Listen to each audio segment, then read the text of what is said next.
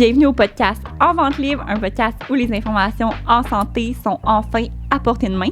On est les Gabrielle Aucarré, moi c'est Gabrielle Catafort. Et moi Gabrielle Fizet. On est deux étudiantes au doctorat de premier cycle en pharmacie de l'Université de Montréal et aujourd'hui on reçoit pour une deuxième fois un invité. Donc je vais vous laisser Gabrielle vous présenter l'épisode. Oui, donc on avait déjà reçu Guillaume au podcast. On le reçoit pour une deuxième fois aujourd'hui parce que la première fois on a beaucoup jasé de son parcours et un peu du rôle du pharmacien, mais on avait aussi une section Q&A qu'on voulait faire avec vous, qu'on vous avait déjà posé sur Instagram. On avait mis une petite question box là, que vous pouviez nous poser vos questions. Puis dans la première partie, on en a posé une petite couple de questions, mais il en manquait beaucoup, donc on a décidé de faire une partie 2 avec Guillaume, puis il a accepté. Donc voici ce qui vous attend dans l'épisode d'aujourd'hui. Fait qu'on répond à vos questions encore dans cet épisode-là. J'espère que vous allez apprécier. Juste avant de commencer, j'aimerais vous dire qu'on a un Instagram. Ça fait longtemps qu'on l'a, mais je pense qu'on le dit jamais. Fait que là, on vous le dit, on a un Instagram. Si jamais vous nous écoutez, vous avez Instagram, on publie du contenu sur les épisodes qui s'en viennent. On fait des petits quiz des fois sur les épisodes qui viennent de se passer. Fait que ça peut être intéressant d'aller nous suivre pour ne rien manquer. Donc, c'est enventelibre.podcast pour nous suivre sur Instagram et ne rien manquer. Donc, je vous souhaite une bonne écoute. Puis juste avant l'épisode, je vais aller remercier nos commanditaires. Nous tenons à remercier notre commanditaire PR.com qui est mieux connu sous le nom de pharmacienremplaçant.com. PR.com, c'est une équipe de pharmaciens remplaçants qui se concentre sur l'aspect humain et personnalisé du remplacement en pharmacie afin de rendre l'expérience de remplacement de la pharmacie qui est de façon simple et agréable. L'équipe est encadrée par des pharmaciens remplaçants d'expérience qui adorent partager leur passion et leur expérience dans plusieurs sphères de la pharmacie au Québec. Donc, si jamais vous êtes pharmacien ou si vous connaissez ou êtes un propriétaire qui a des besoins en remplacement en pharmacie, faites confiance au service de pharmacienremplaçant.com. On tient aussi à remercier notre deuxième commanditaire qui est Question pour un pro. Question pour un pro, c'est quoi? C'est un site web qui permet la mise en relation entre un patient puis un professionnel de la santé. Donc, en gros, le patient peut poser une question en allant sur le site web. Puis cette question-là, elle est automatiquement dirigée vers le bon professionnel à l'aide de l'intelligence artificielle. Quand on parle du bon professionnel, ça peut être, oui, un pharmacien, mais ça peut être un physiothérapeute, ça peut être une infirmière ou autre professionnel de la santé, vraiment selon ce que la question du patient puis qu'est-ce que le patient a besoin. Donc, c'est super le fun. Puis, à l'inverse aussi, si on veut pas poser une question, mais qu'on se questionne sur un de nos problèmes de santé, mais à la place d'aller sur Google, taper notre problème de santé, bien, directement sur la plateforme, on peut aller rechercher dans les anciennes questions. Fait que voir qu'est-ce que les pharmaciens ont répondu ou voir qu'est-ce que les autres professionnels ont répondu. Donc, c'est super intéressant. Puis, quant aux professionnels, qu'ils soient un pharmacien, physio ou infirmière, bien, il y a maintenant accès à un plus grand bassin de patients qui nécessitent des soins directement liés à leur profession. Donc, en gros, rendez-vous sur questionpourunpro.com. Premièrement, c'est gratuit, c'est aussi confidentiel et hyper facile d'accès. La santé, c'est pas toujours clair. T'inquiète, c'est plus simple que ça en a l'air. Au podcast, en vente libre, les gars vont ton back.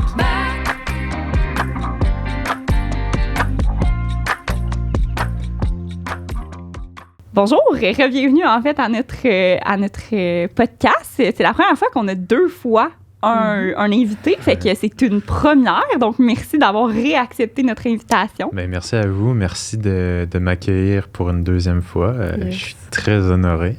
Ça va être un très bon podcast parce que, dans le fond, pour mettre un peu en contexte les gens, la dernière fois, on t'avait invité, puis finalement, on avait comme parlé beaucoup de comme c'est quoi être un nouveau pharmacien, puis tout ton parcours. Puis on avait une partie questions à vos réponses qu'on n'a pas eu le temps de couvrir au complet. Fait qu'on s'était dit, pourquoi pas faire une deuxième partie que là, on va être un peu plus axé sur répondre à vos questions parce qu'on avait mis sur notre page Instagram enventelibre.podcast une question box avec des questions de nos auditeurs, puis on n'avait pas eu le temps de toutes les aborder, fait que c'est pour ça qu'on te réinvite. Fait que merci encore de ta participation. Merci. Puis ça fait plaisir. Je suis content d'être cool. Là. Ça va être le fun. Donc, allons-y, posez-moi vos questions. On va essayer d'y répondre. On va essayer de répondre à toutes vos questions le plus possible dans le plus de détails. Fait que Gab, je te laisse l'honneur de la première question de nos auditeurs. Moi, je pense qu'on commence par c'est quoi ton parcours, mettons, professionnel de pharmacien? C'est pas une question qu'on avait déjà... On avait-tu abordé? Mais on avait parlé un peu de ton parcours, dans le fond, mais ouais, on peut y aller peut-être plus précis, mettons, dans la pharmacie. Vas-y, plus comme dans le sujet de la pharmacie. Dans le sujet. Ouais, c'est ça. Il me semble qu'on l'avait déjà abordé, cette question. Parlons de santé voyage. parce que Noël s'en vient. Donc, plusieurs personnes vont peut-être en profiter pour partir en vacances parce que les règles sont un peu plus lousses cette année. Fait que, est-ce que, mettons, mon pharmacien, moi, je pars à Cuba, j'ai peur d'avoir peut-être la diarrhée du voyageur ou des petits trucs comme ça. Est-ce que je peux aller te voir puis tu pourrais me recommander des affaires ou il faut que j'aille direct dans une clinique de santé voyage? Non, 100%. Le pharmacien peut aider beaucoup pour ce qui est de santé voyage. Donc, il y a même des pharmacies que... En fait, les pharmaciens vont organiser des journées santé voyage. Donc, en fait, il y a des pharmacies qui ont une infirmière qui va travailler quelques heures semaine avec eux. Donc, l'infirmière peut faire de la vaccination, mais depuis l'année passée, en fait, les pharmaciens ont la possibilité de faire de la vaccination. Donc, les pharmaciens peuvent prescrire et vacciner s'ils ont la formation pour. Et une personne qui décide de partir en voyage, si ses vaccins ne sont pas à jour, il peut aller à la pharmacie, prendre rendez-vous, se faire prescrire les vaccins par le pharmacien, puis se le faire injecter par le pharmacien. Fait que ça, c'est quand même un gros avantage que les pharmaciens offrent à la communauté. Donc, c'est plus accessible. Souvent, les frais peuvent être diminués.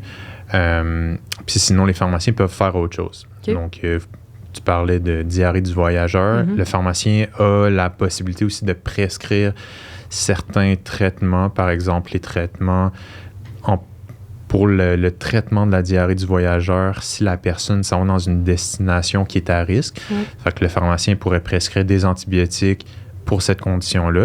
Peut prescrire aussi du loperamide, qui est le traitement contre la diarrhée qui peut être associé aux antibiotiques. Peut prescrire des électrolytes. Les pharmaciens peuvent même prescrire maintenant des médicaments en vente libre. Fait que, par exemple, des crèmes de cortisone, si la personne s'en va en voyage, se fait piquer par des moustiques, fait que pourrait mettre ça sur ses piqûres. Fait que, les pharmaciens peuvent faire ça. Il y a même d'autres actes qui sont permis selon la loi 3141 qui permettent aux pharmaciens de prescrire, par exemple, moi, personnellement, ça ne m'est jamais arrivé, mais on a la possibilité de prescrire pour certains patients qui s'en vont dans un pays où est-ce qu'il y aurait une excursion en montagne, puis que la personne serait à risque de développer, on appelle la condition le mal aigu des montagnes. Donc, le pharmacien aurait la possibilité de prescrire le traitement en prévention de cette condition-là à la personne si elle respecte certains critères.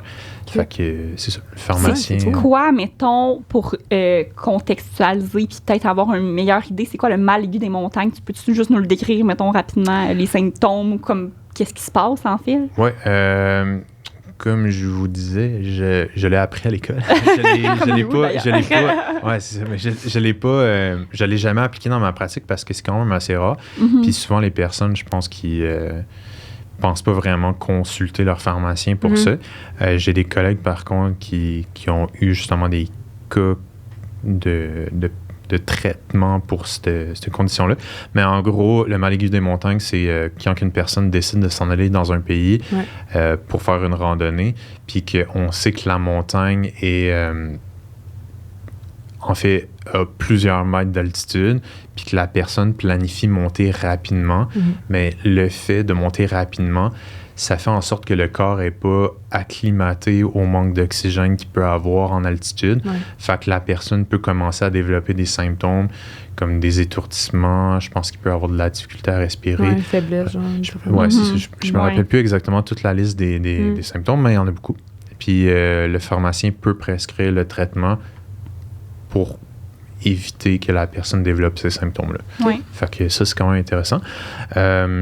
Sinon, on s'entend aussi que quand une personne part en voyage, souvent, ils vont avoir besoin de leur liste de médicaments. Le pharmacien, il est bien placé pour être au courant de ce que la personne prend comme médicament. Fait que si on consulte le pharmacien pour des voyages, mais le pharmacien peut dire, oublie pas, tu vas avoir besoin de ta liste de médicaments quand tu vas partir. Le pharmacien peut faire ça, il peut vacciner, il peut prescrire les traitements dont je parlais. Puis aussi, dans une pharmacie, il y a plusieurs articles qu'on peut acheter pour un voyage. Fait que des petits formats voyage. Fait que pharmacie, c'est quand même le bon endroit où commencer quand on pense partir en voyage. Fait que si vous avez un doute à savoir si votre pharmacien peut vous prescrire des traitements ou vous suggérer des choses, contactez votre pharmacien. Puis vous allez voir les offres, les services qui sont offerts dans votre pharmacie. Puis parlons de coûts. Est-ce que ça coûte de l'argent pour un patient d'aller consulter pour une consultation santé-voyage, mettons VS, une consultation dans une clinique, mettons santé-voyage, des choses comme ça. Peux-tu nous parler un peu de c'est quoi que le patient qui doit débourser? Ça dépend tout le temps c'est quel genre de service que le patient va aller chercher à la pharmacie. Si c'est par exemple la vaccination, si le vaccin est couvert par le programme d'immunisation du Québec, le PIC, à ce moment-là, si le patient respecte les critères pour recevoir son vaccin, il n'y aura pas de frais associés. Donc, les vaccins qui ne sont pas couverts par le PIC, mais là, à ce moment-là, le patient va falloir qu'il débourse pour le vaccin, puis souvent, il y a des frais pour la vaccination là, qui sont exclus du prix du vaccin. Fait que là, il faut que le patient débourse pour ça. Si on parle, par exemple, des antibiotiques pour la diarrhée du voyageur, vu que le pharmacien le prescrit, ça peut passer sur les assurances. L'acte que le pharmacien fait, c'est un acte qui va passer aux assurances avec la RAMQ ou les assurances privées. Fait que ça, c'est quelque chose qui va être couvert. Le patient n'aura pas à débourser pour ce genre de service. Donc, il peut y avoir des frais associés à tout ça, mais il y a beaucoup de choses qui peuvent être couvertes par les assurances. Tes médicaments vont être couverts, mais ta consulte... tes médicaments peuvent être couverts en partie par les assurances, mais ta consulte, elle va toujours être gratuite. C'est ça. Maintenant, les consultations, il n'y a plus de frais pour ce genre de consultation-là. Donc, c'est intéressant de voir, cool. de consulter son pharmacien pour ce genre de service. Parce que, dans le fond, j'ai l'impression que quand tu vas consulter dans une clinique santé-voyage, tu vas clairement avoir des frais pas mal plus élevés que quand tu vas voir ton pharmacien. Puis les gens, ils ne savent pas, tu sais, qu'on offre ce service-là. Puis j'ai des amis qui sont partis en voyage, puis finalement, ils sont allés dans une clinique santé-voyage qui ne savaient pas nécessairement que le pharmacien pouvait faire la même chose. Puis ils ont eu des factures de comme 500 $. C'est ridicule là, pour comme une consultation santé-voyage. Que j'ai l'impression... Pour te faire dire qu'est-ce que tu devrais... que j'ai l'impression que finalement, tu pourrais juste aller dans une pharmacie, puis ça coûte... beaucoup moins cher que ça. Là, Puis c'est sûr que les cliniques privées, ça se peut qu'ils en fassent beaucoup plus. Oui. Ça dépend. Je connais pas beaucoup de cliniques privées qui en font, mais je sais que ça existe.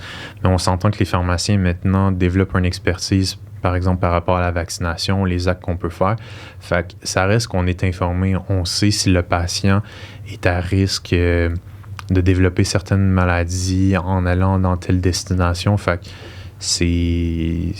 en fait, les pharmaciens sont des professionnels qui, à mon avis, ont toute l'expertise pour pouvoir prescrire des traitements ou faire des recommandations pour le voyage. Oui, puis parenthèse, n'arrivez pas 24 heures avant votre voyage. Ça m'est arrivé. Un patient qui partait dans 2 jours, qui voulait traiter ou avoir les traitements pour toute sa famille, puis il était 6, c'est mieux d'appeler au moins une semaine d'avance. Surtout les vaccins, là, si vous voulez vous faire vacciner. Là. Parce que oui, on est une pharmacie, mais souvent, on ne tient pas nécessairement tous les vaccins en stock. Donc, tu sais, souvent, les commander, tu sais, préparez-vous un peu d'avance pour qu'on soit sûr aussi de placer ça dans notre horaire aussi pour que le pharmacien ait le temps de faire une bonne consultation. Puis après ça, qu'on ait le temps de préparer la médication ou commander les vaccins si jamais... fait que 24 heures, plus que 24 heures d'avance, idéalement, pour qu'on puisse avoir le temps de bien vous servir. Là. Exact. Fait que ça fait le tour, je pense, de la question santé-voyage. On pourrait peut-être aller avec une autre question d'un de nos auditeurs. Donc... Moi, ce qu'on y va avec la rupture, là. Oui, c'est vrai, parce que là, en ce moment, on s'en parle, mais on ne sait pas quand le podcast va sortir. Mais présentement, au Québec, il y a quand même une grosse pénurie de médicaments. On parle des Tylenol pour enfants, que les tablettes sont vides. C'est pas compliqué. On se promène dans les rangées. On a l'impression qu'il n'y a plus rien. Là, les parents, surtout, ils sont un peu inquiets. Ils sont comme, mais voyons, qu'est-ce que je fais? J'ai plus de Tylenol pour mes enfants. Peux-tu nous parler un peu de la rupture présentement qui se passe au Québec des médicaments, que ce soit Tylenol ou je sais qu'il y a aussi de la rupture pour plusieurs autres médicaments. Fait que tu peux te donner un peu une explication? Oui, bien sûr. En fait, j'ai aussi une question pour vous. Est-ce que vous avez fait vos stages dans le communautaire en ce moment? Oui. Ouais. Je suis en train de faire mon premier de la 4e. Puis moi, j'ai fait mon premier stage dans le fond de 4e année pour expliquer un peu aux gens. Moi puis Gab, on est en 4e année en pharmacie, puis on a juste des stages, en fait, dans notre dernière année. Donc, on est là-dedans en ce moment. Moi, j'ai fait 2 mois en communautaire. Gab est en train de faire son premier stage en communautaire. Ouais. Fait qu'on a un peu vécu ça. Moi, personnellement, en pharmacie, j'étais comme pas mal là-dedans aussi, là, dans plus de Tylenol pour enfants, qu'est-ce que je fais, puis tout ça. Fait que, ouais. C'est ça. Mais en fait, ma question, c'est à savoir si vous aviez vécu ce genre de situation-là. Là. Ouais. Fait que, ouais. Donc, en fait, la COVID a emmené quand même des en fait, peut-être pas juste la COVID, mais le milieu de la pharmacie connaît un contexte de pénurie de médicaments depuis plusieurs années. Donc, c'est pas rare que des fois, on essaie de commander des médicaments, puis c'est en rupture de stock. Ouais. Donc, le fabricant est comme à court de produits, donc il n'est pas en mesure d'en faire. Puis là, quand on veut commander ce médicament-là, il n'y en a plus. Puis là, on ne sait pas quand est-ce que ça va revenir. Des fois, ça revient, mais en petite quantité. Puis ça fait en sorte qu'on n'est pas capable de commander assez de médicaments pour desservir tous nos patients. Puis tout ça amène en fait un problème de logistique. Là. Des fois, il faut qu'on trouve des options pour changer le traitement, fait contacter le médecin pour trouver une alternative. Des fois, les pharmacies ont la possibilité eux-mêmes de faire des substitutions de médicaments. Donc là, maintenant, on a ce pouvoir-là, fait qu'on peut changer si on est incapable de commander des médicaments. Fait que si on y va plus précisément avec Tylenol, Advil ou acétaminophène, ibuprofène, en ce moment, c'est assez présent.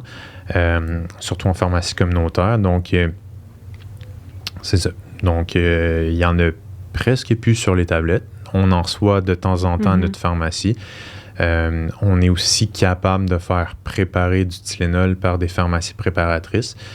Par contre, quand on en reçoit, c'est ça, il y a quand même une forte demande pour cette préparation-là. Fait qu'on n'est pas toujours capable d'en commander. Puis, c'est ça. C'est un contexte de pénurie qui amène une offre moins élevée que qu'est-ce qu'on avait avant. Puis, c'est ça. Ça fait en sorte que les pharmaciens doivent faire comprendre aux gens que une pénurie de médicaments, ça veut... Faut que les patients soient aussi... aient des bons comportements par rapport à ça. Donc, il faut que les patients, faut pas qu'ils se précipitent à la pharmacie pour essayer de prendre le plus de stock possible pour faire des réserves à la maison, parce que s'ils font ça, oui, c'est dans une bonne optique pour eux, pour éviter qu'à un moment donné, si leur enfant est malade, mais qu'il y ait au moins du Advil à la maison.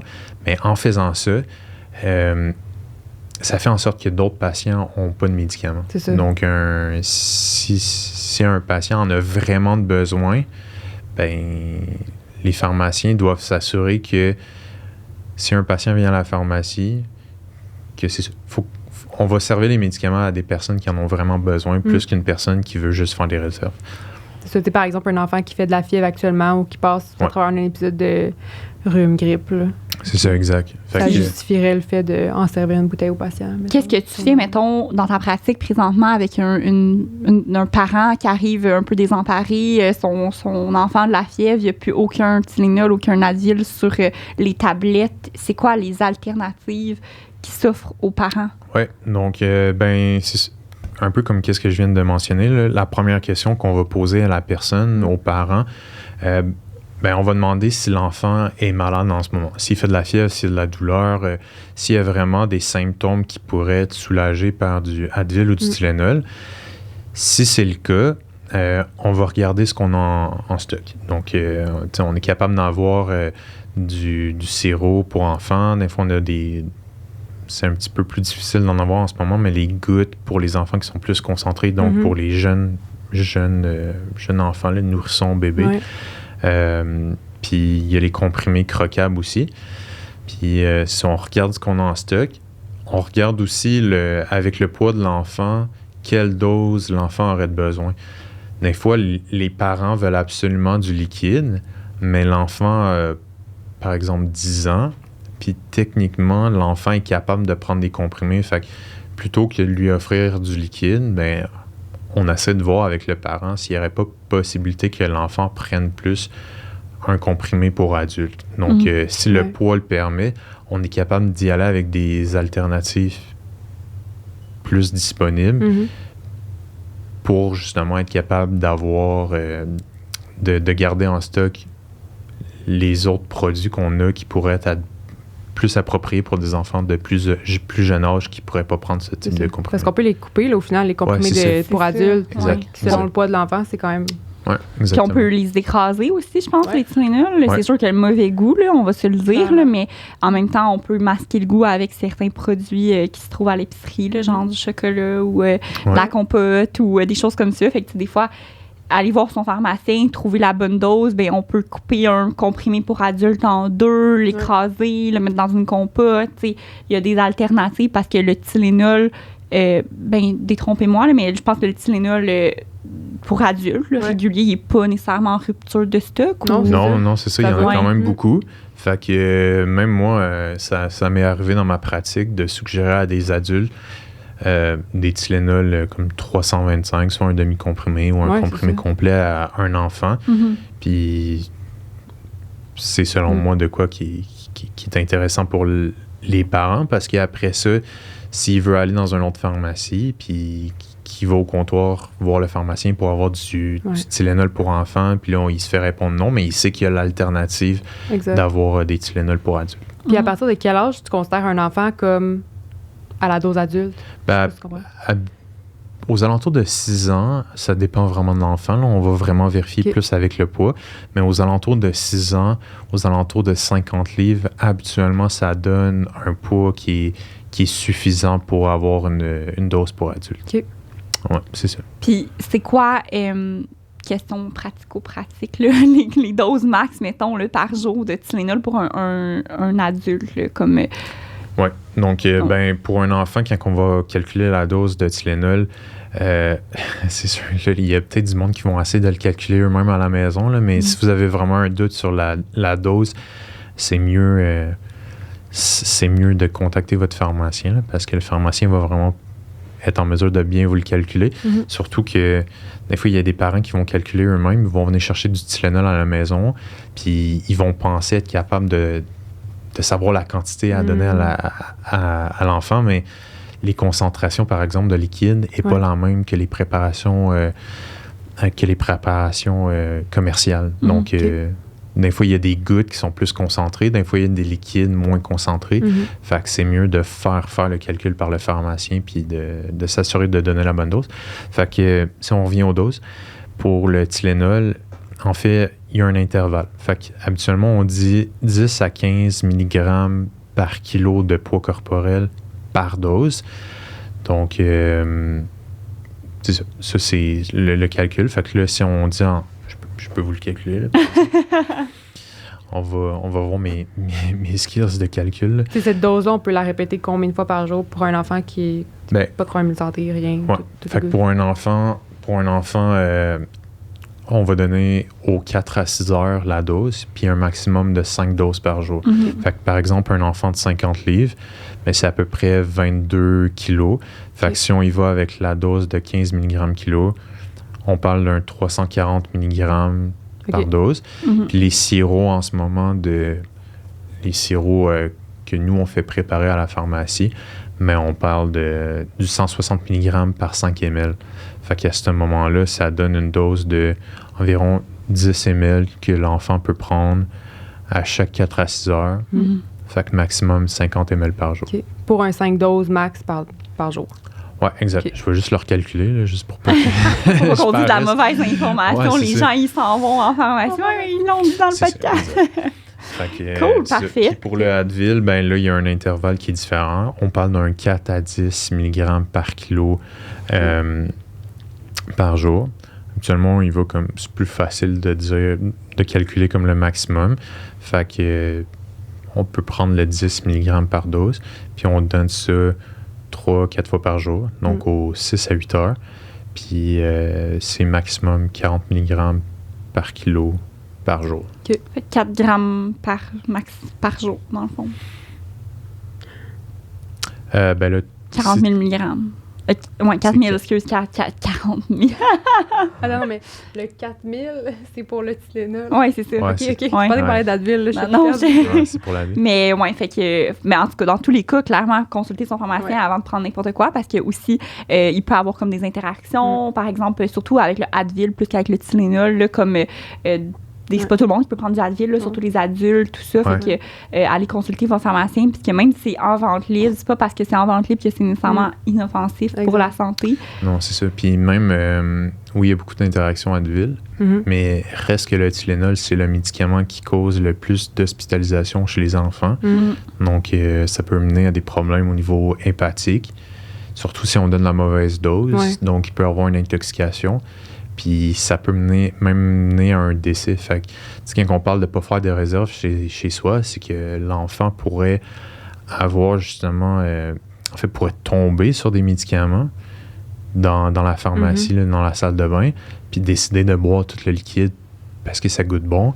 Ben ça l'amène justement à une intoxication, puis l'enfant pourrait avoir des répercussions. Fait que, moi, ça m'est déjà arrivé, un enfant qui avait pigé dans des médicaments, puis il avait pris X nombre de comprimés de Benadryl, puis là, il fallait savoir comment on gérait ça. Fait que... C'est pas bon nécessairement faire des réserves, surtout quand on est des jeunes enfants ou même des animaux à la maison, on y pense pas, mais les animaux aussi, là, ça peut, si ton animal de compagnie il finit par manger, il trouve un petit comprimé ou tu échappes ton pot de Tylenol par terre, puis il se pitche dedans, puis c'est sûr que c'est pas souhaitable. Fait que, c'est ça. Mais parlons-en du Advil. Mettons, pourquoi un adulte ne pourrait pas prendre de Advil? Parlons comme condition de santé. C'est aussi une autre question qu'on avait abordée, me semble, la dernière fois. Je pense pas. Non? OK. Peut-être. Bon. Sinon, on se répète, mais on se répète, là, mais... C'est pertinent, le Advil, c'est pertinent de savoir, parce qu'on le dira jamais assez. Oui, c'est ça. Fait que vraiment, si vous avez un doute à savoir si vous pouvez prendre un médicament, parlez-en à votre pharmacien, il va pouvoir vous dire si vous avez le droit. En fait, il peut y avoir certaines conditions là, qui empêche une personne de prendre du Advil. Fait que, par exemple, si on est connu pour avoir de l'hypertension mal contrôlée, mais les anti-inflammatoires sont une classe de médicaments qui peut faire augmenter la pression. Il y a ça. Si la personne est connue pour... Excusez-moi. Je dis désolé. Si la personne est connue pour avoir des problèmes digestifs, donc souvent de l'irritation au niveau de l'estomac, ben, les anti-inflammatoires peuvent être durs sur l'estomac. Fait que ça peut être faut faire attention à cette condition-là, là, parce que ça pourrait empirer les symptômes. Sinon, si la personne est connue aussi pour avoir une atteinte rénale, donc que ses reins filtrent mal les médicaments, que ses reins fonctionnent au ralenti, mais les anti-inflammatoires pris sur une longue période pourraient mettre à risque d'insuffisance rénale aiguë. Donc, ça pourrait empirer sa condition. Fait que ça, c'est quelques-uns des symptômes, des contre-indications, excusez. Sinon, il peut y avoir aussi des interactions avec d'autres médicaments. Fait que la personne peut prendre des médicaments qui pourraient la mettre à risque de saignement, par exemple les saignements digestifs. Fait que ça, c'est pas mal des conditions. Comme, mettons, des gens qui prennent des anticoagulants. Oui, exactement. Fait que si tu prends un anticoagulant parce que tu as un problème cardiaque puis qu'il faut que ton sang soit plus liquide pour éviter de faire des caillots, ben en prenant des anti-inflammatoires, vu que ça crée une érosion là, au niveau du système digestif, ben ça peut te mettre un petit peu plus à risque de saignement. Fait qu'il faut faire attention à ça. Puis le pharmacien, s'il juge que tu es à risque de ce genre de conditions-là, s'il faut absolument que tu prennes un anti-inflammatoire parce que tu as vraiment des grosses douleurs, il y a tout le temps des alternatives, là, mais si, par exemple, on veut le prendre puis qu'on juge qu'il n'y aurait pas de problème, bien, le pharmacien pourrait prescrire un traitement s'il n'y en a pas dans le dossier pour s'assurer qu'il y a une protection qui soit faite au niveau digestif. Par exemple, les IPP que les pharmaciens peuvent prescrire. Qui est un protecteur de l'estomac, disons, comme un... Oui, exact. Pour l'acidité. Réduire l'acidité, oui. Exact. Ouais. Fait qu'on peut faire ça aussi, prescrire ce genre de choses. Il y a plein de choses qu'on peut faire, puis les gens, ils savent pas nécessairement, mais mon Dieu, on a tellement d'actes cliniques qu'on peut faire maintenant. Je trouve qu'on a vraiment une belle avancée avec la loi 31, puis tout ça. Il y a tellement de choses qu'on peut faire, puis les gens, ils le savent pas nécessairement. Comme prescrire des médicaments à vente libre, prescrire la protection, tout ça. Fait que c'est ça qui est le fun. Ouais.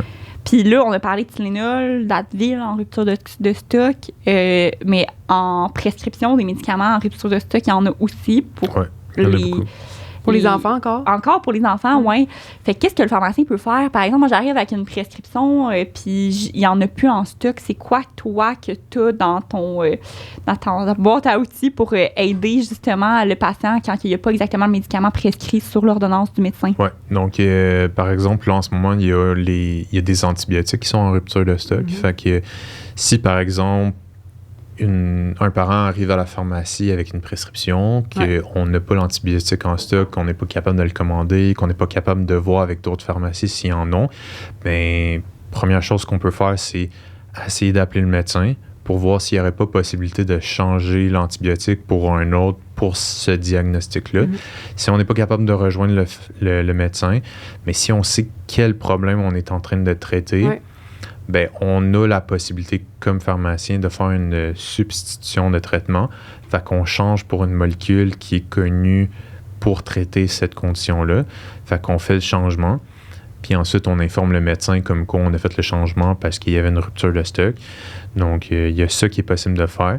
Sinon, tantôt, on parlait aussi si l'enfant est assez âgé, puis a un poids qui lui permet de recevoir une dose adulte, puis on est capable de trouver des alternatives. Par exemple, prendre des comprimés pour adultes qu'on pourrait couper en demi ou en quart, puis ensuite le mélanger avec la nourriture, puis le donner à l'enfant. Ça peut être une option aussi. Fait que c'est pas mal ça, là. Donc, il y a tout le temps possibilité de trouver une alternative. C'est sûr que de contacter le médecin, c'est une bonne alternative parce que des fois, le médecin a des infos qu'on n'a pas, puis en questionnant le parent est plus ou moins certain de qu'est-ce qu'on essaie de traiter. Fait d'essayer d'appeler le médecin, c'est une première chose qui est recommandée. Sinon, c'est ça. Sinon, tu le fais par toi-même. Oui, le faire par nous-mêmes. Puis... selon les infos que ton patient te donne sur c'est quoi qu'on traite. C'est ça. Puis c'est sûr que si l'enfant, on sait qu'il va pas bien, fait de la fièvre, on n'est pas capable de contacter le médecin, puis que là, on parle avec la mère, puis là, elle nous dit « Ah, je pense que c'est une infection au poumon, je suis pas sûr, pneumonie, bronchite. » Tu sais, si on a un doute, ben si on veut pas retarder le traitement, au pire, on peut servir un antibiotique qu'on juge adéquat pour cette condition-là, mais juste pour quelques jours. Après ça, on se laisse une note, on essaie de contacter le médecin le lendemain, puis on essaie de voir avec le médecin pour une alternative. Si l'alternative qu'on avait choisie initialement fonctionnait, tant mieux. Mais on peut continuer avec ça. Sinon, si le médecin juge qu'il y aurait un traitement plus adéquat, ben on le change. Parce que même si on change l'antibiotique, par exemple, mettons que la situation parfaite, on sait tout, il faut quand même contacter le médecin en tant que pharmacien quand on a changé l'ordonnance. Fait que dans tous les cas, le médecin va être mis au courant de l'intervention qui a été effectuée par le pharmacien quand c'est pas le même médicament qui a été prescrit. Là. Puis les médecins sont pas toujours au courant aussi qu'il y a une rupture de stock. Fait que le médecin, il sait pas si toi, tu n'as plus de médicaments en stock puis tu n'es pas capable de le commander. Fait que c'est sûr que il va être ouvert à la discussion si tu l'appelles puis tu lui dis qu'il n'y a plus rien. On n'en a plus, c'est ça. Le médecin, il va comprendre la situation et puis il va essayer d'aider le pharmacien puis il veut que le traitement soit initié. Exact. Fait qu'il va écouter tes suggestions. Puis si tu le fais par toi-même, dans l'optique de vraiment traiter le patient puis qu'il n'y ait pas d'interruption de traitement, c'est assez rare que le médecin est fâché contre toi à cause que tu de changer sa prescription. Non, puis je pense que si tu fais l'effort de ton bord de trouver des suggestions à lui donner selon les infos que tu as, il peut juste être ouvert à la discussion, là, puis à trouver un traitement en alternative. Fait que, tout s'arrange. Fait que si tu penses que ça fait le tour de la question de la rupture de stock en pharmacie, on peut y aller vers une autre question. En avez-vous eu des genres de situations comme ça en stage? Oui. Oui. Le Tylenol, ça, oui, constamment. Les antibiotiques pour les enfants aussi, beaucoup. Ouais. Tu sais, là, on est comme dans une situation que, dans la pharmacie où que je suis, on est capable encore d'en commander des petites quantités. Mais est-ce que ça s'en va vers on peut plus en commander du tout ou finalement ça va revenir? Je sais pas.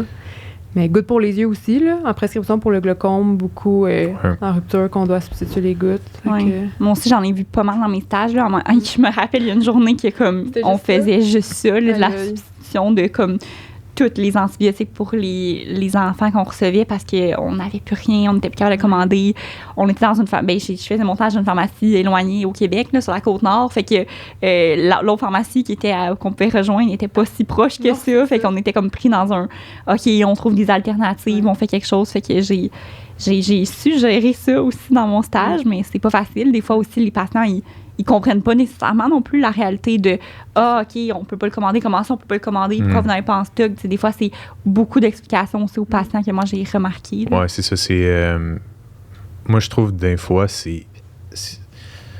c'est quelque chose qui est peut-être un peu plus difficile, là, vraiment la réaction du parent. Dans un contexte de pénurie, si la personne vient, puis là, il dit je veux du Tylenol, puis là, tu demandes si l'enfant est malade, puis on me dit non, puis là, après ça, il dit je peux-tu quand même avoir du Advil ou du Tylenol, puis tu lui dis non parce qu'il y a du monde qui en bénéficierait peut-être plus. Ben, ça peut amener des frustrations. Puis si tu changes le traitement du médecin, puis là, le patient est pas trop sûr, ça peut amener aussi un peu une attitude un peu de méfiance là, par rapport à ce changement-là. Là. Fait que ça amène des situations un peu complexes par moment. Là, Il faut l'expliquer aux patients aussi. C'est le plus important. Oui. Cool. OK, oui, j'ai une autre question. Ouais. Les fameuses, en rupture d'ailleurs aussi, hein? Les gouttes polysporin pour les yeux. C'est vrai, rupture de ça aussi, finalement, de tout. Des fois, ça peut être pratique, mais dans quel cas tu dirais, parce que c'est en vente libre, là, on peut le servir théoriquement à n'importe qui, mais le pharmacien va toujours préférer d'aller voir le patient puis de comprendre qu'est-ce qui se passe avant de te donner quelque chose si c'est pas approprié, parce que ça reste quand même un genre d'antibiotique, là, qu'on veut limiter les résistances et tout ça. Mais dans quel cas tu dirais non, c'est sûr que je ne sers pas, va plutôt consulter une optométriste pour ta condition? En fait, c'est sûr pour les problèmes pour les yeux, là, quand j'ai vraiment un doute, je réfère. Parce que je veux pas... ça peut vraiment s'empirer rapidement, là, puis je veux pas qu'il y ait de problème. Première chose que je vais poser comme question à la personne, en fait, je vais lui demander ses symptômes, voir si ça ressemble à quoi. Je vais essayer de voir s'il y a des signaux d'alarme. Là. Il y en a des classiques, là, comme de fortes douleurs à l'œil. Si la personne regarde la lumière puis il y a vraiment une douleur, ou si la personne a eu un changement au niveau de sa vision, c'est pas mal des signaux que je dirais pour vrai consulte soit un médecin ou un optométriste le plus rapidement possible. Les optométristes, des fois, sont un petit peu plus rejoignables. Des fois, ils font des consultations d'urgence. Fait que moi, j'ai plus tendance à référer aux optométristes. Puis ça m'est déjà arrivé. Là, j'ai référé une de mes collègues, là, une des techniciennes avec qui je travaillais. Elle avait un doute sur son œil. J'ai dit consulte parce que il y a des chances que ça s'aggrave. Puis l'optométriste, il a dit merci d'avoir... merci de me l'avoir référé. Oui, merci de me l'avoir référé parce qu'en effet, ça commençait à presser le traitement. Puis, par exemple, du polysporin ou des gouttes en vente libre, ça n'aurait pas été suffisant. Fait que c'est ça. Fait que je pose ces questions-là. Ensuite de ça, j'essaie de voir si le problème peut être géré en vente libre. Des fois, c'est, par exemple... je ne sais pas si vous avez déjà vu un problème chalazion ou orgelet. Il y a beaucoup de personnes qui croient que le traitement pour ça, c'est des gouttes polysporin. Fait qu'ils vont venir voir le pharmacien, ils vont demander « je veux du polysporin », puis ils ont une petite boule blanche sur la paupière ou une rougeur au niveau de la paupière. Souvent, c'est pas le polysporin qu'il leur faut, c'est plus des compresses d'eau tiède, parce que des fois, c'est une petite infection au niveau de la peau, mais qui va se gérer juste par des compresses, ou des fois, c'est un blocage au niveau d'une glande. Fait que là, il y a de l'inflammation, puis là, ça crée justement les symptômes. Fait que compresse d'eau tiède 3-4 fois par jour, 10-15 minutes. C'est vraiment que ça que je suggère. S'il y a de la douleur, Advil, Tylenol si c'est applicable, ou sinon des larmes hydratantes. Fait que c'est ça. Le polysporin n'est pas quelque chose qui s'applique dans tous les cas. C'est vraiment pour conjonctivite bactérienne. Puis moi, je le suggère, j'essaie de faire un suivi avec le patient. Donc, s'il y a vraiment les 2 yeux qui sont rouges au niveau de la conjonctive, puis il y a des sécrétions jaunâtres qui sont présentes toute la journée, à ce moment-là, on peut l'essayer. S'il y a une amélioration, on continue le traitement. S'il n'y a pas d'amélioration après 48 heures, à ce moment-là, je réfère le patient à un autre professionnel comme médecin ou optométriste. Puis disons que je te dis que j'ai reçu quelque chose dans l'œil, puis que là, mon œil est rouge depuis, puis ça me démange, puis ça m'a infecté. Tu me réfères? Oui.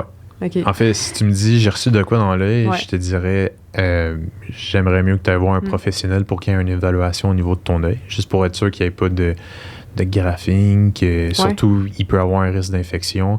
Fait que même s'il n'y a pas d'infection actuellement, si tu as eu quelque chose dans l'œil, il y a un risque que ça s'infecte. Fait que t'es mieux de te faire évaluer puis d'avoir un traitement préventif pour être sûr qu'il n'y ait pas de complications. Parce que tu sais, des fois aussi, c'est que même si on donne le polysporin ou quoi que ce soit, c'est que les gens, des fois, il y en a qui sont un peu frustrés, on le donne pas, c'est en vente libre, mais des fois, ça peut retarder un diagnostic aussi, là, tu sais, ça peut masquer un petit peu les symptômes, puis là, ça fait en sorte que toi, tu aurais consulté, mettons, demain, mais là, finalement, tu vas consulter après-demain, ça fait juste dégénérer encore plus, puis ta condition elle s'aggrave. Fait que, tu sais, on n'est pas là pour faire...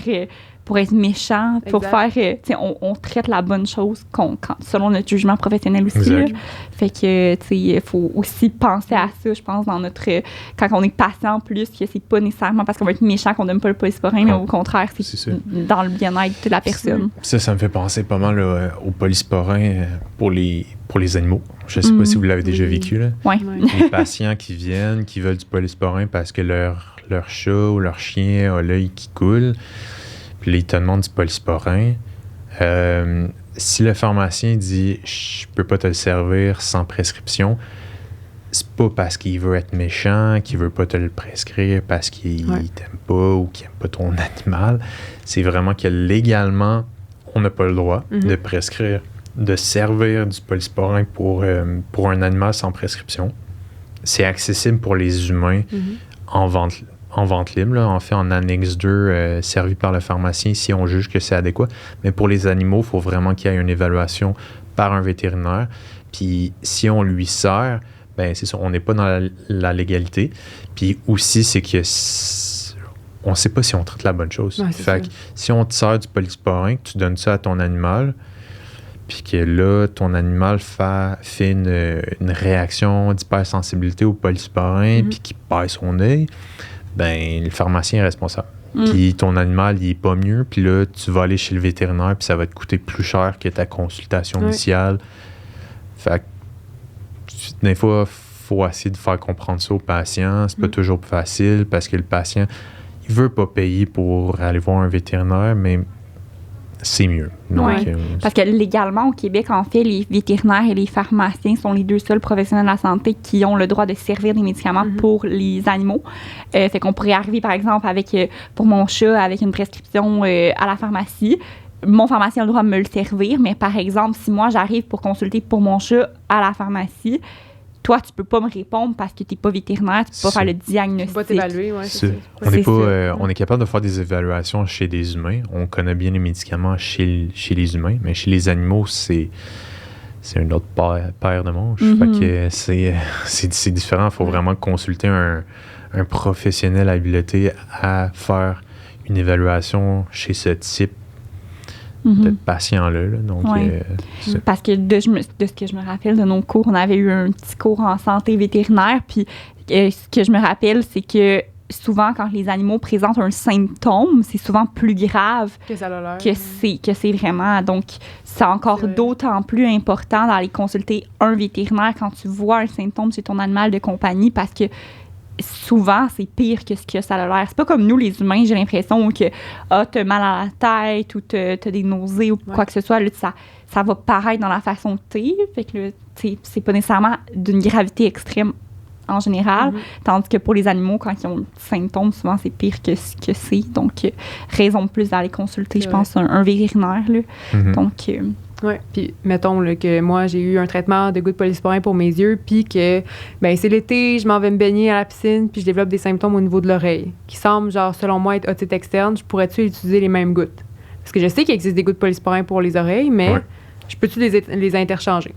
En fait, ça dépend aussi. Ça dépend, ça fait combien de temps que tu as tes gouttes à la maison. Là. Il y a une date d'expiration sur la boîte, mais en fait, c'est pas parce que c'est marqué 2024 que les gouttes sont bonnes vraiment jusqu'en 2024. Si tu les as ouvertes en janvier 2022, tes gouttes, techniquement, après un mois d'ouverture, on suggère de les changer parce que ta bouteille, elle peut être contaminée. Puis là, après ça, si tu te mets ça dans l'oreille ou dans les yeux, ça pourrait en fait empirer ta condition.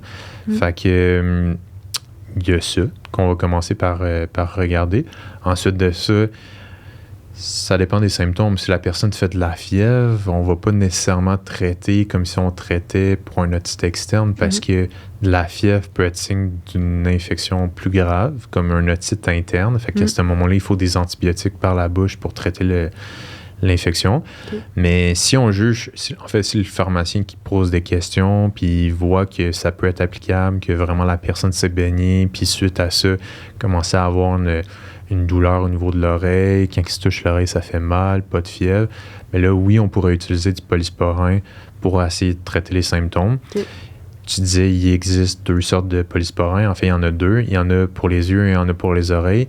La différence entre les deux, c'est que celui pour les oreilles contient une molécule qui enlève la douleur. Mais ces gouttes-là, on peut se dire, c'est parfait, ça va enlever la douleur que j'ai au niveau de mon oreille. Par contre, quand on va utiliser ça, si la personne a une douleur à l'oreille, là, tu donnes un médicament qui est analgésique, qui enlève la douleur, puis que l'infection commence à s'empirer, mais tu le sens pas nécessairement parce que tu sens plus la douleur.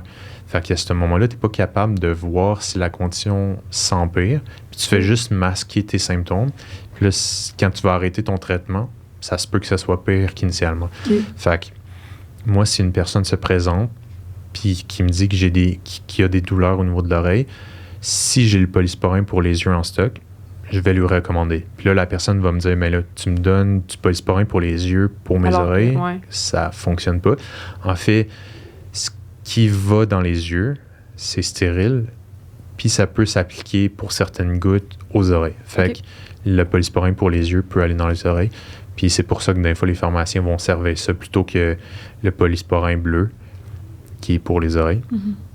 Fait que, mais l'inverse, c'est pas possible. Exact. C'est ça. Fait que ce qui va dans les oreilles va pas nécessairement dans les yeux. Exact. Intéressant. Fait que tout ça pour dire que si on a des symptômes d'otite ou de douleur à l'oreille, on est mieux de consulter le pharmacien avant de réutiliser des gouttes, mettons qu'on est dans la maison. Exact. Donc, le traitement par soi-même, quand on n'a pas une formation pour, c'est toujours mieux de consulter un professionnel. Optométriste, pharmacien, médecin, c'est toujours mieux. Ouais. Parfait. Bon, je pense qu'on peut passer à une autre question. Ouais. Ça serait le temps. Je pense que j'irais plus avec un autre acte qu'on peut faire en pharmacie, qui est l'infection urinaire chez la femme. Donc, peux-tu nous en parler un peu? Qu'est-ce qu'on peut faire? Une femme se présente, j'ai les symptômes d'une infection urinaire, j'ai pas le goût d'aller attendre à l'urgence ou j'ai pas de rendez-vous avec mon médecin de famille. C'est quoi qu'un pharmacien peut faire? Oui, donc en fait, c'est ça, les pharmaciens ont la possibilité de represcrire un traitement antibiotique pour une infection urinaire si la patiente respecte certains critères. Si par exemple c'est un homme, d'emblée, on ne peut pas represcrire parce que les hommes qui ont des infections urinaires, on considère que leur infection est compliquée. Donc, il faut vraiment référer à un médecin. Puis la raison pour laquelle on considère que c'est compliqué, c'est que le canal, le méa urinaire, là, qui rend l'extrémité des organes jusqu'à la vessie, est plus long chez l'homme. Fait que s'il y a vraiment une infection au niveau de la vessie, c'est qu'il y a vraiment... c'est plus complexe. Là. C'est plus compliqué comme infection. Fait qu'il faut vraiment... je l'ai vraiment généralisé, mais en gros, c'est que c'est plus compliqué. Fait qu'il faut vraiment référer à un médecin. Par exemple, Mais à l'inverse, pour une femme, il y aurait possibilité de represcrire. Fait que si la femme a eu sa prescription il y a moins de 5 ans, puis qu'elle a eu moins de 2 traitements dans les 6 derniers mois ou moins de 3 dans la dernière année, ben, puis qu'elle respecte certains critères, par exemple qu'elle ne fait pas de fièvre, qu'elle n'a pas de douleur importante au niveau du bas du dos, qui peuvent être 2 symptômes d'une infection plus avancée, donc une pyélonéphrite, une douleur plus au niveau des reins. Mais à ce moment-là, si elle respecte ces conditions-là, puis les autres critères il y en a plusieurs, là, fait que le pharmacien, il faut vraiment qu'il questionne la patiente. Mais si la patiente respecte ces critères-là, mais le pharmacien aurait la possibilité de represcrire le traitement. Okay. Puis il peut prescrire la même chose ou il peut prescrire un autre traitement. Puis si, par exemple, la patiente, elle a bien réagi au traitement de la dernière fois puis que ça a vraiment bien fonctionné, ben le pharmacien peut y represcrire. Par contre, si elle l'a pas bien toléré, qu'elle a eu des vomissements, que ça a plus ou moins fonctionné, ben à ce moment-là, ça peut être indiqué de changer de traitement. Fait que c'est pas mal ça qui résume le tout. Il faut vraiment que le pharmacien pose des questions. Il faut qu'initialement, il y ait eu une prescription dans le dossier pour cette infection-là. Puis il faut que ça fasse moins de 5 ans que la prescription a été rédigée par un médecin ou une infirmière praticienne spécialisée.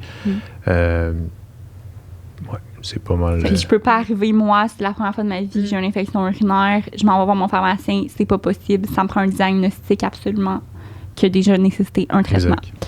Ben, c'est bon à savoir parce que je pense que plusieurs femmes ont des... Moi, en tout cas, personnellement, là, à la pharmacie communautaire, là, des fois, j'ai vu des patientes, en fait, qui avaient une infection urinaire, qui avaient une nouvelle prescription d'un antibiotique. Puis là, j'étais comme, on aurait pu leur prescrire, tu sais. Puis des fois, les femmes, ils ne le savent pas. Puis souvent, je prends l'opportunité de leur en parler puis de dire, tu sais, la prochaine fois que ça vous arrive, venez nous consulter avant, ça va t'éviter d'attendre à l'urgence ou de consulter ton médecin puis que c'était super long avant d'avoir un rendez-vous. Puis souvent, les femmes sont comme, ouais, je savais même pas que tu pouvais faire ça. Fait que, tu sais, c'est vraiment un acte qui est bon à savoir, sachant qu'il y a plusieurs femmes qui font des infections urinaires. Là. Donc, Puis c'est pas... c'est ça. Si on n'a jamais eu de diagnostic, c'est pas une mauvaise chose aussi de voir le pharmacien parce que il y a du monde qui vont penser qu'ils peuvent traiter ça par eux-mêmes, par exemple en buvant du jus de canneberge ou bois beaucoup d'eau. Ben, une infection urinaire, c'est une bactérie au niveau de ton système urinaire. Fait que, il faut vraiment que tu aies un traitement efficace pour ça. Donc, c'est des antibiotiques. Puis, si tu ne traites pas, puis que tu laisses juste ça aller, ça se peut que tu sois chanceuse puis que ça soit tellement bénin que ça s'en aille, mais dans la plupart des cas, ça peut même s'empirer. Fait que le traitement peut être plus long à cause de ça. Puis, c'est vraiment mieux de consulter quand tu as un doute. Effectivement. Oui, c'est vrai. J'irais avec une autre question aussi, un autre acte d'un pharmacien qu'on peut faire. Par exemple, parle-nous du plan B pour la femme qui consulte. C'est quoi le plan B? C'est quoi les critères pour que j'ai recours au plan B? Qu'est-ce que tu peux faire avec ça? Donc, en fait... Ça l'arrive quand même. Ça m'est arrivé justement hier soir. J'ai eu c'est frais dans ta mémoire. J'ai eu un cas de plan B. Donc, il peut y avoir plein de raisons pour lesquelles une femme va consulter pour un plan B. La pilule du lendemain, en fait. Faut comprendre aussi que si une femme a besoin de ça, elle peut pas juste envoyer son conjoint puis... son conjoint ne peut pas juste aller lui chercher la pilule. Il faut vraiment que le pharmacien discute avec la patiente pour être sûr de bien comprendre la situation. Donc, en fait, on va poser des questions à savoir qu'est-ce qui est arrivé. Est-ce qu'il y a eu une rupture du condom? Est-ce qu'il y a eu un oubli par rapport à la contraception régulière? Par exemple, une fille qui prend la pilule contraceptive, puis là, elle a oublié un ou plusieurs comprimés. Fait que là, ça la met à risque. Fait que, tu sais, ça peut être ça. Ça peut être... la fille a juste un doute, elle n'est pas sûr que sa contraception a bien fonctionné. Fait que vraiment par précaution, elle consulte le pharmacien. Fait que là, le pharmacien, s'il juge que c'est applicable, ben il continue ses questions. Fait que là, il pose des questions à savoir si le cycle menstruel habituel est plus régulier, y a-t-il une contraception au dossier? Si tu es avec un partenaire régulier ou un partenaire d'un soir? Le pharmacien aussi la responsabilité de vérifier si c'est avec un partenaire régulier, si c'était consentant comme relation ou si ça a été un viol. Parce que si c'est le cas, il faut vraiment référer à l'urgence. Il va y avoir des tests qui vont être faits à l'hôpital pour être sûr qu'il n'y ait pas des infections transmises sexuellement, puis juste pour que la patiente soit prise en charge. Puis si c'est le cas, ben, le pharmacien ne pourra pas prescrire la pilule du lendemain. Puis, en fait, suite à toutes ces questions-là, en fait, une des questions aussi qui est importante, c'est à savoir quand est-ce que ça a eu lieu, la relation. Si ça fait plus de 5 jours, mais là, on sait qu'idéalement, il faut référer à un médecin parce que les traitements qu'on a en vente libre ne seront pas efficaces. Fait que si on veut vraiment être sûr que ça fonctionne, il va falloir que ça soit vu par un médecin. Puis là, à ce moment-là, il y a la possibilité que la patiente reçoive un stérile en cuivre ou qu'il y ait d'autres traitements, là. Mais sinon, le pharmacien peut prescrire si ça fait moins de 5 jours. Puis il y a 2 traitements. En fait, le traitement va être choisi surtout en fonction de l'indice de masse corporelle de la patiente, puis aussi le temps depuis la dernière relation. Fait que si ça fait 4 jours, puis qu'on a vraiment un doute, il y a une pilule qui est un petit peu plus efficace quand ça fait plus longtemps. Donc, il y a le Lulipristal. Puis ensuite de ça, si la patiente respecte les critères pour l'autre pilule, mais là, il y a le lévonorgestrel, là, qui est le plan B, qui est aussi une option. Puis quand on parle d'indice de masse corporelle, habituellement, il y a un cut-off entre 25 et 30. Ça dépend des sources, là, mais habituellement, c'est en bas de 30. On est capable de dire en bas de 30 plan B, en 30 DMC, le Lulipristal. Ça, c'est une dose, 2 doses. Comment ça marche? C'est une dose. Ouais. C'est une dose pour les 2 pilules. Donc, en fait, c'est une quantité un petit peu plus élevée pour le plan B d'hormones. Donc, c'est de l'estrogène. Donc, c'est 3 fois la concentration. Il va falloir que je me rappelle plus exactement. Mais c'est une grosse dose d'hormones. Ouais, c'est une plus grosse dose d'hormones qui vient vraiment interrompre le processus de... Mais on s'entend que si la femme est déjà enceinte, mettons, là, puis elle vient... Mettons qu'elle est déjà enceinte, mais elle a eu une relation sexuelle non protégée dans les jours qui s'en viennent, bien, ça ne fonctionnera pas parce qu'elle est déjà enceinte. C'est ça, exact. Fait que si vraiment la patiente a un doute, ben on va lui dire, fais un test de grossesse. Là, parce qu'il faut vraiment qu'on essaie d'écarter cette possibilité-là. Puis même suite à la pilule du lendemain, si la patiente a encore un doute, si elle a comme une interruption de ses menstruations après quelques semaines, puis là, elle se dit que me semble c'est pas normal, elle est censée de les avoir, c'est son temps du mois, ben à ce moment-là, qu'elle fasse un test de grossesse vraiment pour s'assurer que c'est pas le cas, là, qu'elle n'est pas enceinte. Exact, parce que même si on a pris la pilule du lendemain, c'est pas une pilule qui est abortive, donc on va pas s'il y a déjà eu fécondation, ça marchera pas, là. Ça va prévenir la fécondation, mais ça va pas faire en sorte qu'on va avoir c'est pas un avortement. Oui, c'est pas un avortement. Là. Fait que des fois, les femmes, même s'ils l'ont pris, ils pensent qu'ils sont corrects, c'est correct, mais s'il y a déjà eu fécondation, il est comme trop tard. Il faut quand même être à l'affût des signes de grossesse, même si on a pris la pilule du lendemain. Puis est-ce qu'il y a un maximum à prendre la pilule du lendemain? T'sais, mettons, je la prends aujourd'hui, puis dans 1 mois et demi, j'aurais besoin de peut-être la reprendre. C'est correct? Justement, la patiente qui est venue me voir hier, c'était justement une patiente qui, par choix, ne voulait pas avoir la pilule contraceptive. Elle ne voulait pas de contraception. Puis, elle en avait déjà parlé avec son médecin.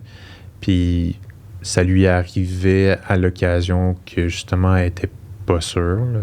En fait, il existe des méthodes...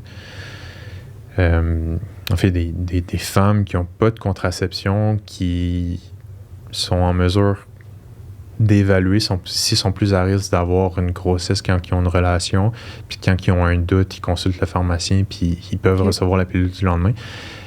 Si vous préférez ne pas avoir de contraception, c'est mieux de peut-être en parler avec votre pharmacien et votre médecin, là, juste pour être sûr. Des fois, il existe vraiment des méthodes pour être sûr si on est comme plus à risque à un certain moment du mois.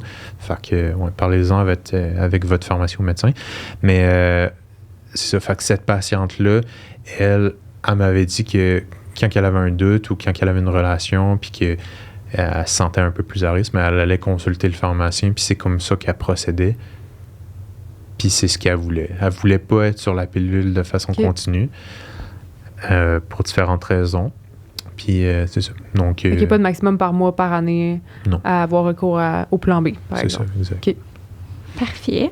Ben, est-ce qu'on y va avec une autre dernière question? Puis là, la fin approche. Ouais, mais on peut y aller avec une dernière question qui va finir l'épisode de réponse à vos questions. Puis après ça, on va conclure comme ça l'épisode. Qu'est-ce que vous en pensez? Ouais, c'est bon. C'est bon. Y a-t-il un sujet que vous voulez aborder plus qu'un autre? Ou y a-t-il quelque chose, toi, que tu te dis « Ah, j'aimerais ça en parler ta mission personnelle en tant que pharmacien? Particulièrement. C'est sûr que ma mission en tant que pharmacien, c'est surtout... en fait, avec mes amis, ma famille, c'est surtout de répondre à leurs questions. Là. C'est vraiment... tu sais, il n'y a personne en santé dans ma famille, fait que je suis vraiment comme un peu une référence. Là. Fait que quand ils ont des questions, c'est le fun de leur répondre. Le pharmacien est aussi, je trouve, surtout les pharmaciens en communautaire, un vulgarisateur, c'est le bon terme. Vulgarisateur, oui. Vulgarisateur. Donc, on a un peu il y a beaucoup de pharmaciens qui sont doués pour expliquer des concepts plus compliqués à des gens qui sont moins familiers avec les concepts de santé. Fait qu'on est là justement pour expliquer c'est quoi l'hypertension, c'est quoi tel médicament, ça sert à quoi. On est là pour éduquer la population. On est là aussi pour former les gens pour avoir des bons comportements en santé. On parlait de la pénurie de médicaments tantôt, de ne pas faire des réserves, mais les pharmaciens sont là. Je ne sais pas si vous faites des posts Facebook d'un fois par rapport à ça. Moi, ça m'arrive de juste... Si je vois un article qui est intéressant de l'ordre des pharmaciens, mais je vais le partager juste pour essayer d'informer un peu mon entourage. Facebook et Instagram. C'est plus mon entourage là, par rapport aux bonnes pratiques face aux médicaments. Fait que c'est un peu ça que je vois. À mon avis, là, de la mission du pharmacien, c'est d'être un professionnel accessible, mais aussi un professionnel qui aide à faire une différence dans le milieu de la santé. Les pharmaciens sont là gratuitement pour faire des conseils. Puis c'est ça. Ça répond pas mal aussi à la question. Ben, c'était justement une des questions de nos auditeurs de décrire le plus simplement le rôle du pharmacien. Je pense que tu l'as vraiment bien fait. Là. Je pense qu'on est des vulgarisateurs, on est une première ligne. On est là pour répondre aux gens, les aider dans leur santé. On est un professionnel de la santé accessible à tous. On va pas... Je pense que, comme tu as mentionné plus tôt, même si on vous refuse de servir un traitement, c'est pas parce que c'est pas par méchanceté, c'est parce qu'il y a une raison derrière, puis on vous doit de l'expliquer aussi. N'hésitez pas à demander la raison au pharmacien si jamais celui-ci vous ne l'explique pas. Mais c'est vraiment pas par méchanceté, c'est parce qu'on juge que c'est pas un usage approprié dans ce cas-ci, puis qu'il y a peut-être d'autres meilleures solutions pour le... actuellement, mettons. Oui. Fait que c'était une question de nos auditeurs, fait que tu l'as répondu sans même qu'on te la pose, fait que je pense que c'est le fun, puis je pense qu'on est aussi là, toi aussi, par les partages que tu fais, par ta pratique, tout ça, puis nous, avec le podcast, je pense que c'est un peu ça que ça résume aussi, quoi, le rôle du pharmacien, dans un sens, on est là pour en parler, on est là pour parler de santé, rendre ça accessible à tous, puis c'est un peu notre mission à moi puis Gab dans le podcast, de rendre ça accessible à tout le monde, puis avec des invités comme toi, on est capable de le faire de plus en plus. Fait que merci pour ta participation une seconde fois. Mais c'est encore super le fun. Fait je suis moins stressée que la première fois. C'est bien. De plus en plus qu'on en fait. Moi puis Gab, au début, on était bien stressés. Puis après ça, on devient de plus en plus à l'aise. Fait que je pense que c'est super le fun de faire ça. Fait que merci en fait à nos auditeurs d'être là. pour nous écouter, de tout le temps nous supporter. Puis c'est à cause de vous qu'on fait ça aussi quelque part. Donc, c'est super le fun. Fait que merci encore pour ta participation. Merci les filles. Puis, bonne continuité. En espérant te revoir dans une pharmacie ou dans un autre podcast. Ou qui sait.